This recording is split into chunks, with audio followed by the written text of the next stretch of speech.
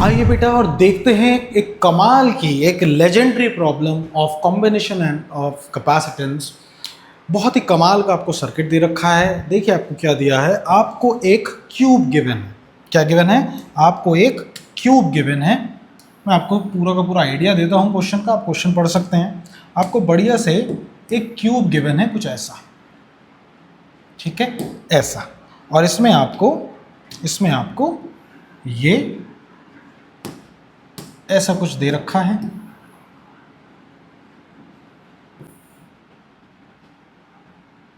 ऐसा कुछ दे रखा है। और इस क्यूब के बीच में एक एक कैपेसिटेंस भी फिट कर रखा है, एक एक कैपेसिटेंस भी फिट कर रखा है।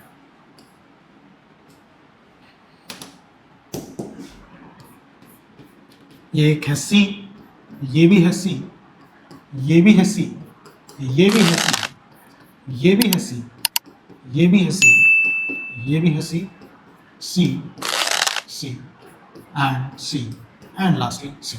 आपको ऐसा क्यूब दे रखा है, ठीक है। अब क्वेश्चन में आपको से क्या पूछ रहा है, वो आपको दो पॉइंट्स उसने दे दिए। एक पॉइंट दिया है ये, दिस इज पॉइंट ए, दूसरा पॉइंट आपको दिया है दिस इज पॉइंट बी, ठीक है ना, ये डायगोनल है। और एक दिया है पॉइंट सी, देखिए sorry point D, this is your point D. एक मिनट ठीक से लिख देते हैं, this is your point D. मैं फर्दर आगे जाता हूँ और बताता हूँ एक और पॉइंट, पॉइंट ई, ये। और आपको कहा है कि इसको सॉल्व करो, ए और बी के बीच में नेट कैपेसिटेंस बताओ, ए और डी के बीच में नेट कैपेसिटेंस बताओ। और एक एक्स्ट्रा क्वेश्चन मैं लेके चल रहा हूँ कि ए और ई के बीच में नेट कैपेसिटेंस बताओ। Very very very famous question, बहुत फेमस सवाल। अब इसको आप कैसे कर सकते हो, इसकी अप्रोच क्या है? बच्चे जेई में इसके आंसर रट के चले जाते हैं, जो बुरा नहीं है, मैं उसको बुरा नहीं मानता, बस ये है कि उनको पता होना चाहिए कि वैल्यू सेम होनी चाहिए तो आपका आंसर सही आएगा, ठीक है। तो आइए देखते हैं, समझते हैं टेक्निक के कैसे आप इनको सॉल्व कर सकते हैं। एक नहीं दो तरीके से सॉल्व करना समझाऊंगा, ठीक है। आइए सबसे पहले देखते हैं एक सिंपल तरीका। सबसे पहले पोटेंशियल मेथड समझते हैं। पोटेंशियल मेथड ये कहता है कि आपको जिसके अक्रॉस का है उसके अक्रॉस एक बैटरी लगा दीजिए। तो आइए हम बैटरी लगाते हैं इसके अक्रॉस, ये रही बैटरी, ठीक है ना। मैं पहले ए और बी के अक्रॉस आपको सॉल्व करके दिखा रहा हूं। अब जाहिर सी बात है इसमें कुछ चार्ज फ्लो होगा, वो चार्ज इक्वली तीन पार्ट में बटेगा। अरे यहाँ का कैपेसिटर कहाँ गायब हो गया भाई, ये भी एक कैपेसिटर था, ठीक है ना। सारे कैपेसिटर होने चाहिए, गायब नहीं, ठीक है। तो यहाँ पर हमने एक कैपेसिटर सी ये दे दिया। तो ध्यान से देखिए, इस ए पॉइंट से 1 2 3 मतलब जो भी चार्ज आएगा वो तीन पार्ट में बटेगा। मतलब अगर क्यू आया है तो यहाँ भी Q/3, यहाँ भी Q/3 और यहाँ भी Q/3। अब दिक्कत क्या है कि Q को बांटूंगा Q/3 में, तो ये बटे का जो 3 है ना, ये कैलकुलेशन में थोड़ा सा दिक्कत देता है बच्चों को, ये फ्रैक्शन में पसंद नहीं आता। तो क्यों ना हम एक काम करें, मैं ये मान लेता हूँ कि यहाँ पर 6Q चार्ज आया था, 6Q में से यहाँ गया कितना, +2Q, और यहाँ आया -2Q। सिमिलरली इसमें भी गया +2Q और यहाँ आया -2Q, और ऊपर भी गया +2Q और इधर आया -2Q। देखिए 2 2 4 2 6 6 के बराबर। सर अगर ये ऐसे बटा है तो जहाँ से ये चार्ज बाहर निकलेगा 6Q बन के, तो यहाँ पर भी 2 2 2 2 3 बार चार्ज गया होगा। मतलब इसका मतलब ये है कि यहाँ पर भी -2Q +2Q और इधर -2Q +2Q और इधर -2Q +2Q आया होगा सर, आया होगा। फर्दर देखिए ये 2Q जब यहाँ आया होगा तो ये बटा होगा। बटा कैसे सर, इधर आया होगा Q, इधर आया होगा -Q, इधर आया होगा Q, इधर आया होगा -Q। सर ये चीज़ यहाँ भी हुई होगी, ये 2Q यहाँ के बटा होगा, तो अगर बटा होगा तो इधर आया होगा Q, यहाँ आया होगा -Q और यहाँ से ऊपर गया होगा +Q और यहाँ आया होगा -Q, ठीक है। फर्दर इसको भी देखिए, यहाँ भी आया होगा +Q, यहाँ आया होगा -Q और यहाँ ऊपर आया होगा +Q और यहाँ आया होगा -Q। सभी चार्जेस हमने यहाँ पे बना दिए। मतलब हमने बेसिकली KCL अप्लाई करा और यहाँ पर चार्ज फ्लो करवा दिया, ठीक है। अब आपको कुछ नहीं करना, कोई सा एक रास्ता चुन लो A से B तक जाने का, मतलब आज जिसमें आप क्लोज लूप घूम पाओ, आप C इक्विवेलेंट निकाल लो। देखो कैसे, जैसे देखिए बहुत सारे तरीके हैं, बहुत सारे रास्ते हैं। सबसे बेसिक रास्ता, सबसे शॉर्टेस्ट पाथ 3 रास्तों से होकर जाएगा। देखो कैसे, 1 2 और 3 और मैं यहाँ पहुँच जाऊँगा। आप चाहो तो ऐसे भी जा सकते हो, देखो आप चाहो तो ऐसे भी जा सकते हो, 1 2 और फिर 3, समझे, ये वाला 3, ठीक है। आप चाहो तो ऐसे भी जा सकते हो, 1 2 और 3। आप चाहो तो 1 2 3 जा सकते हो, 1 2 3 जा सकते हो, 1 2 3, बट 1 2 3 4 5 ये सब मत करना। आप चाहो तो 1 2 3 ऐसे भी जा सकते हो, समझ गए ना। तो मिनिमम टू मिनिमम 3 पाथ आपके पास आ रहे हैं और आप वहां पे पहुंच जाएंगे। आइए एक बार क्लोज लूप घूमते हैं। तो मैं चलने वाला हूं AEDBA में, ऐसे बार ही बार, ताकि कोई दिक्कत ना हो, ठीक है। आइए चलते हैं, तो केवीएल अप्लाई करते हैं। केवीएल कैसे अप्लाई करते हैं भैया? केवीएल है वोल्टेज का सम, तो मेरे को वोल्टेज के सम को करना है, ये V वोल्ट है, ठीक है। तो वोल्टेज का जो सम होगा उसको लिखना है। चार्ज के लिए हमें पता है, कैपेसिटर के लिए Q इक्वल्स टू CV, तो V होता है Q बाय C, मतलब Q बाय C के सम को मुझे लिखते जाना है। दूसरा ध्यान मुझे ये देना है कि जिस टर्मिनल से निकलूंगा उसी चार्ज को पकड़ना है। तो आइए मैं यहाँ से चला चला चला चला यहाँ आया, यहाँ पे मैं इस नेगेटिव प्लेट से निकल रहा हूँ, तो यानी चार्ज -2Q लेना पड़ेगा, यानी -2Q बाय C, ठीक है। तो ये वोल्टेज है, ये वोल्टेज है। फिर मैं आगे बढ़ा और यहाँ गया, यहाँ पे मैं कहाँ से निकल रहा हूँ? नेगेटिव -Q से, तो -Q बाय C, तो -Q बाय C। फिर आगे बढ़ा, फिर ये मैं यहाँ से कहाँ से निकल रहा हूँ? -2Q by C, -2Q by C, ठीक है। फिर चले चले चले चले चले यहाँ है, यहाँ पर कितना वोल्ट है? ये V वोल्ट है, तो प्लस का V वोल्ट, क्योंकि प्लस से निकलूंगा इक्वल्स टू 0। सर ये V क्या है? ये टोटल वोल्टेज है। टोटल वोल्टेज क्या होगा? टोटल चार्ज बटे टोटल कैपेसिटेंस, यानी इसको मैं लिख सकता हूँ -2Q by C -Q by C -2Q by C, और इसको टोटल चार्ज कितना है? ये है 6Q, और टोटल कैपेसिटेंस यानी C इक्विवेलेंट इक्वल्स टू 0 कर सकते हैं। अब कुछ भी नहीं करना, माइनस वालों को वहाँ फेंक दो। आइए वहाँ फेंकते हैं। तो बेटा जब आप इसको यहाँ फेंकेंगे तो ये हो जाएगा 6Q by C equivalent equals to 2Q by C plus Q by C plus 2Q by C। देखिए कुछ हो जाएगा ऐसे। उसके बाद C एलसीएम ले लीजिए और इसको ऐड करिए, तो ये हो जाएगा 6Q by C equivalent equals to 2 2 4 और 1 5 5Q बाय C। बेटा जो कट रहा है उसको काट दें, ध्यान से देखिए, Q से Q कट रहा है, तो आपको मिलेगा शानदार C equivalent equals to 6 by 5C, and this is your final answer. So that is how you do this question. और ये क्वेश्चन, इसका स्क्रीनशॉट भी लो। और ये क्वेश्चन मैंने अभी आपको एक तरीके से करके दिखाया है, एक मेथड से करके दिखाया है, यूजिंग केवीएल। पहले केसीएल यूज करके चार्ज को फ्लो करवाया और उसके बाद केवीएल लगा के इसको सॉल्व कर दिया। उम्मीद करता हूँ आपको ये समझ आया होगा। अगर आप चाहें तो इस सेम सवाल को रूल ऑफ सिमेट्री से भी कर सकते हैं। क्या है रूल ऑफ सिमेट्री? देखिए यही सेम सवाल मैं आपको बना के दिखाता हूँ। मान लीजिए यही सेम सवाल हम ऐसे भी कर सकते थे।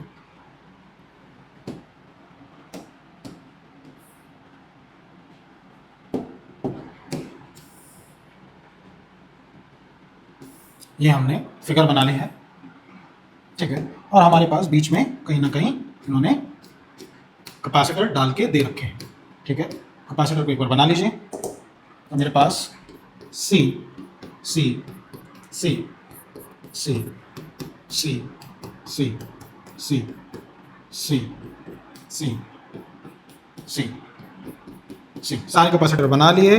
पॉइंट A और पॉइंट B के बीच में इसने हमसे पूछा है।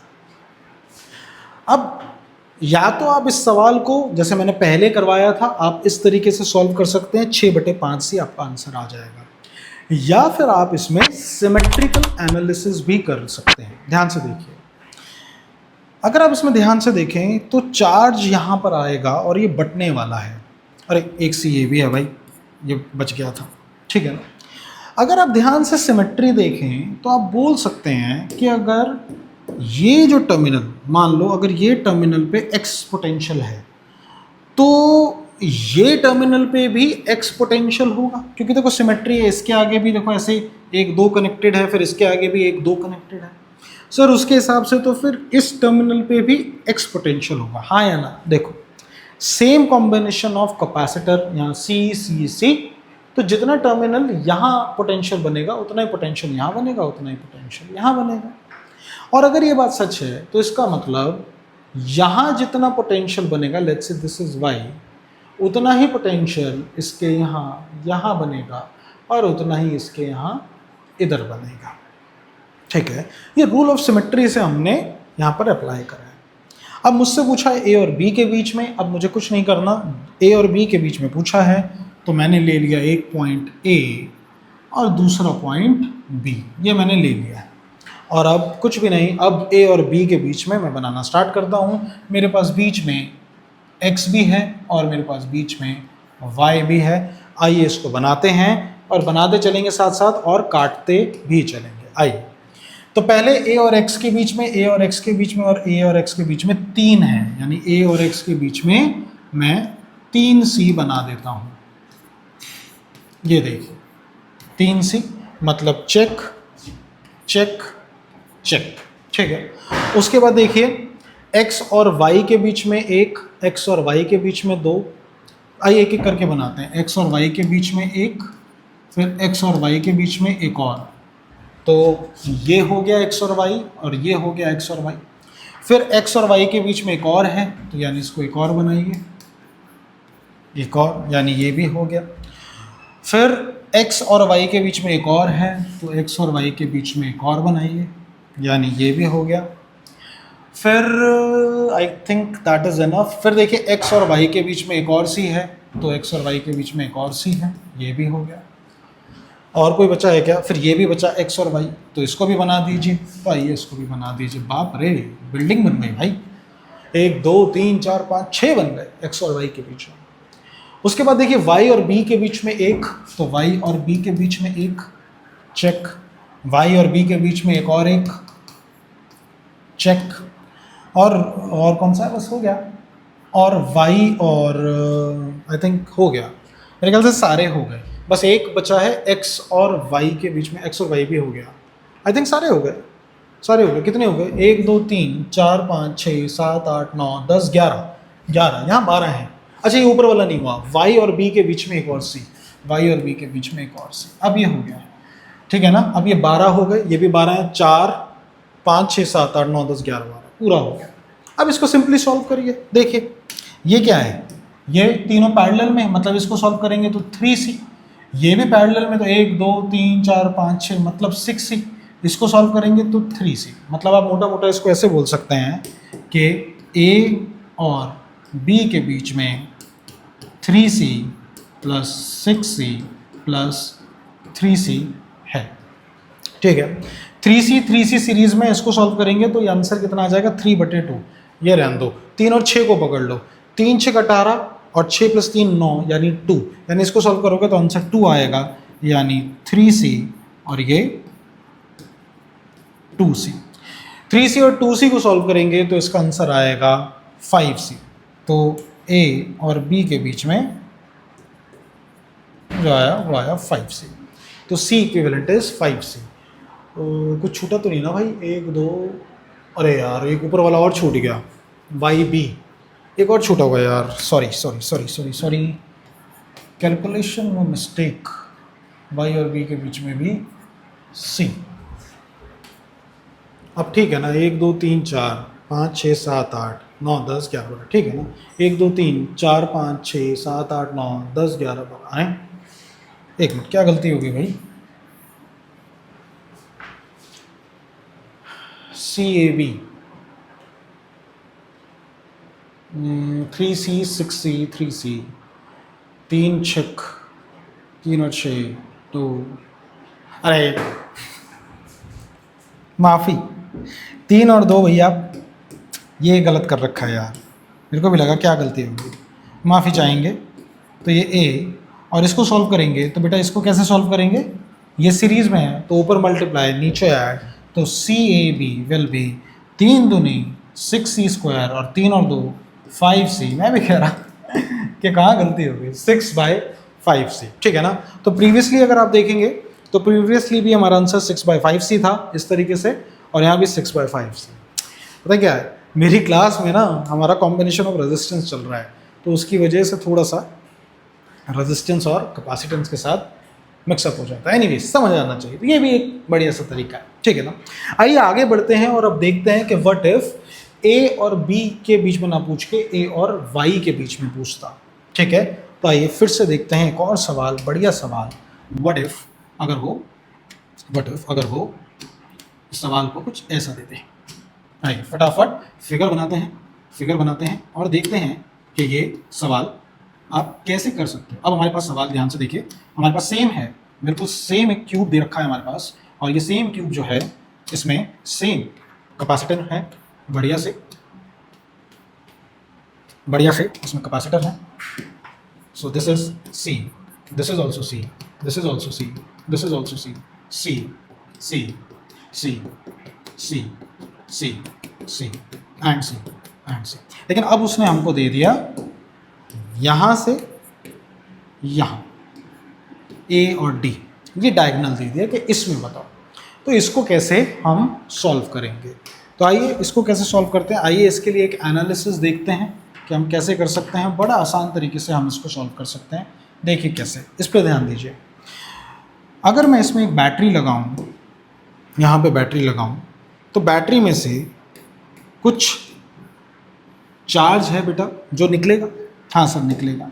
लेट्स से इस बैटरी में से, ध्यान से सुनिए, मान लीजिए Q1 चार्ज यहाँ गया, तो Q1 चार्ज यहाँ गया, तो मैं ये बोल सकता हूँ, देखिए Q1 ऐसा गया और इसके बाद भी ऐसा, तो इसका मतलब मैं ये बोल सकता हूँ कि फिर तो यहाँ भी Q1 गया, क्योंकि देखिए इसके आगे भी कनेक्टेड ऐसे 1 2 1 2 और D तक पहुँच जाएगा, ठीक है ना।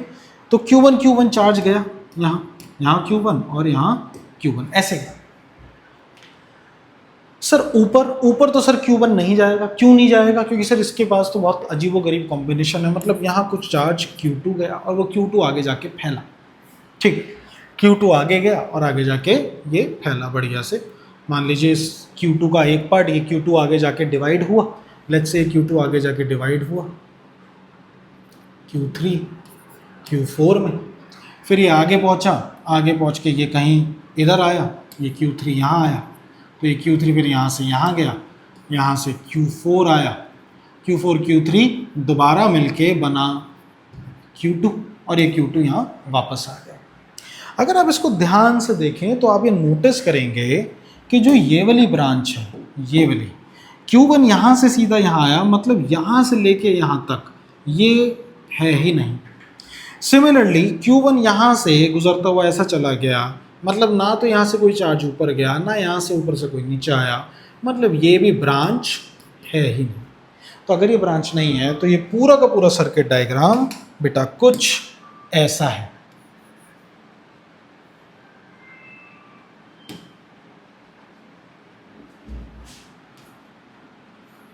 ये पूरा सर्किट डायग्राम आपके सामने कुछ ऐसा है। देखिए अब इसको सॉल्व करना आसान है। देखिए कैसे, देखिए C सीरीज में तो ये कितना हो जाएगा C/2, ये भी सीरीज में C तो ये भी C/2, C/2 और C/2 पैरेलल में, तो ये वापस C हो जाएगा। मतलब यहाँ पर मैं इस पूरे को मैं रिप्लेस कर सकता हूँ विद सिंगल कैपेसिटर C, ठीक है। ये सेम काम मैं यहाँ भी कर सकता हूँ, C सीरीज में तो C/2 मतलब मैं इसको भी रिप्लेस कर सकता हूँ किसके साथ, C के साथ। यानी अब अगर मैं कैपेसिटेंस बनाऊँ तो मैं कैसे बनाऊँगा, ध्यान से देखिए। ये रहा A से ऊपर जा रहा है C और यहाँ पे जा रहा है फिर सिंपल एक C, और यहाँ से नीचे आ रहा है सिंपल एक C, और ये है हमारे पास D, और A से लेके D के बीच में मेरे पास है C। देखिए सिंपल ऐसा बन गया, सिंपल एक ऐसा बन गया। C सीरीज में है तो ये कितना हो जाएगा C/3, यानी मैं इसको फर्दर बना सकता हूँ कुछ ऐसा C, और ये है C/3 और C पैरेलल में है, तो पैरेलल में C equivalent between AD will be C + C/3, यानी 3 और 1 4C/3, and this is your answer, and that is easily you can do this question, है ना। कितना आसान है ये क्वेश्चन करना। तो that is how you do this question. इसी तरीके से हमारे पास एक लास्ट अप्रोच और है कि व्हाट इफ आपको क्वेश्चन दे रखा है और इस बार आपको जो पूरा का पूरा नेटवर्क है वो कुछ ऐसा दे दिया, ऐसा दे दिया। ये भी देखो बहुत आसान तरीके से मैं तुम्हें बता दूंगा, इसमें भी तुम्हें कोई दिक्कत नहीं आएगी। बस फर्ज है कि तुम कॉन्सेप्ट को एक बार पकड़ जाओ। एक बार आप कॉन्सेप्ट पकड़ गए ना इन क्वेश्चन का, फिर आपको दिक्कत नहीं होगी ये टेक्निक समझने में। और फिर आप इन टेक्निक्स को अलग अलग जगह पे लगाओ, बढ़िया से सॉल्व करो, देखो आपको कोई दिक्कत नहीं आएगी। ठीक है ना। सी हर जगह सी है, हर जगह सेम है।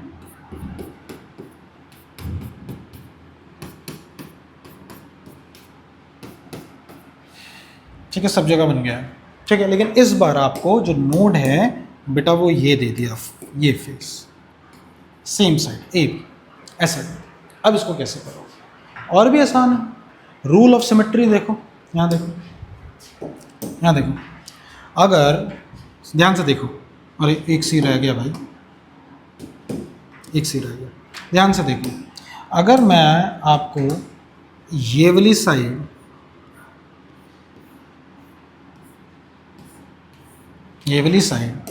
और मैं एक आपको ये वाली साइड दिखाऊं,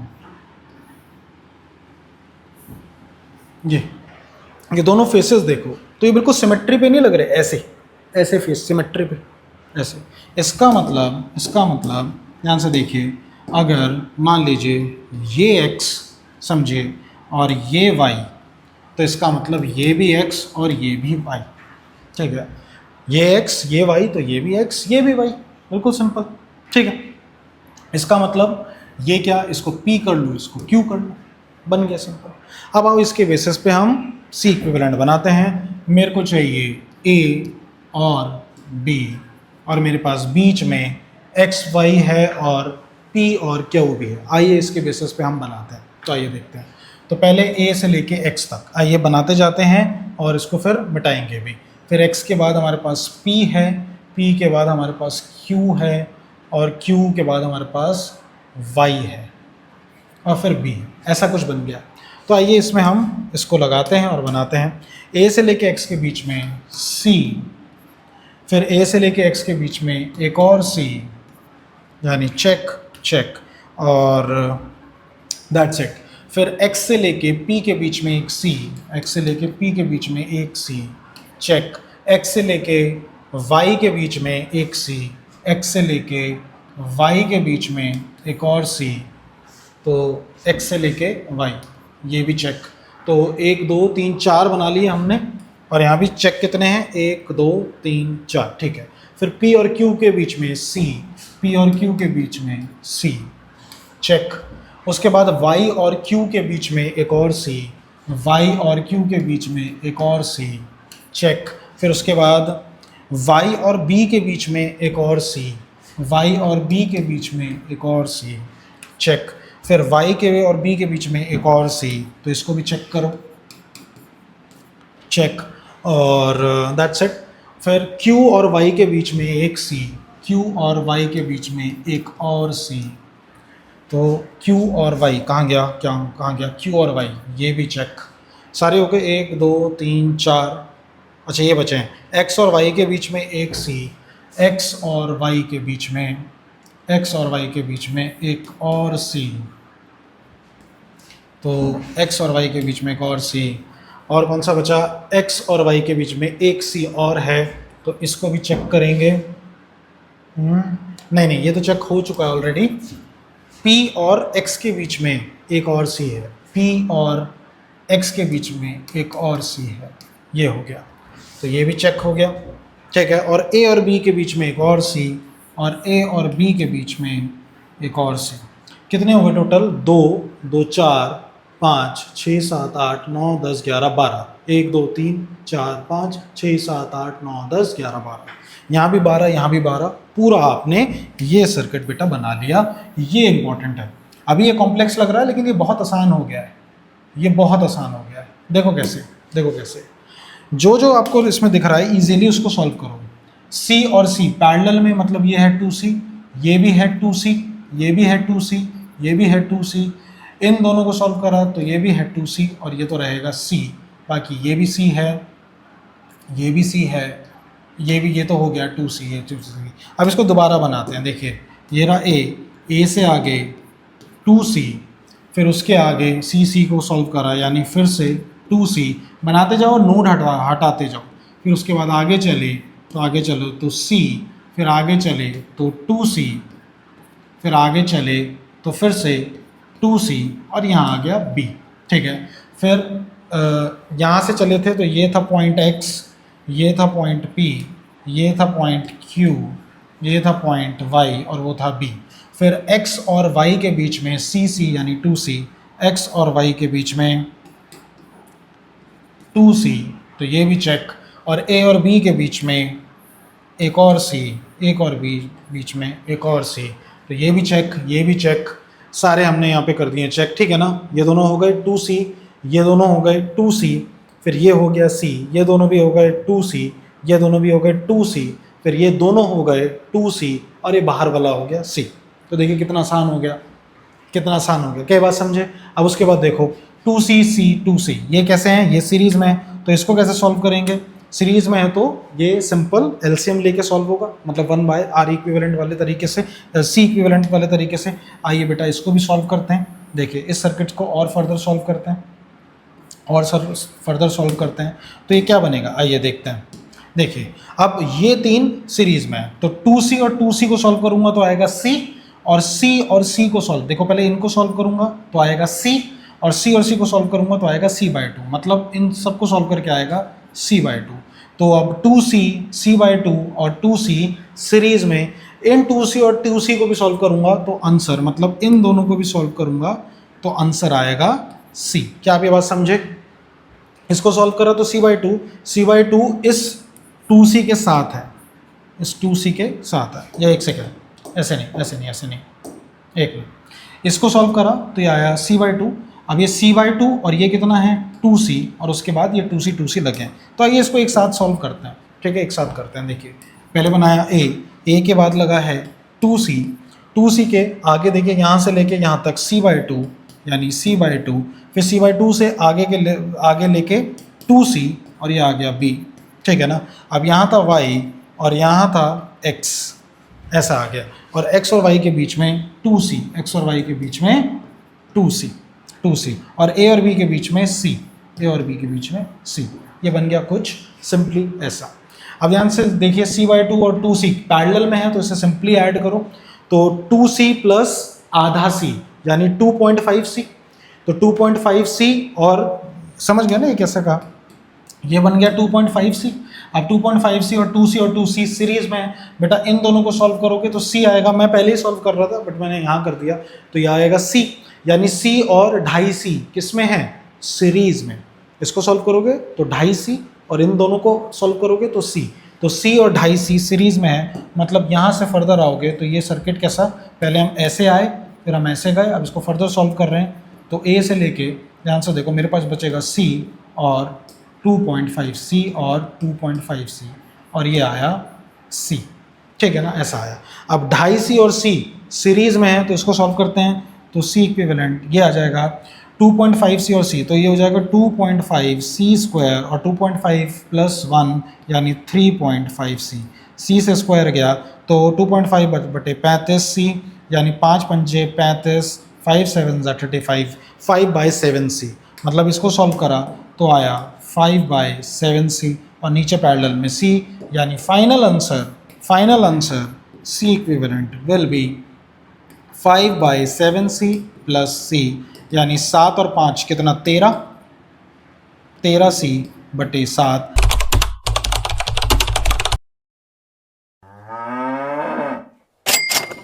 And this is your final answer, and that is how you do these questions।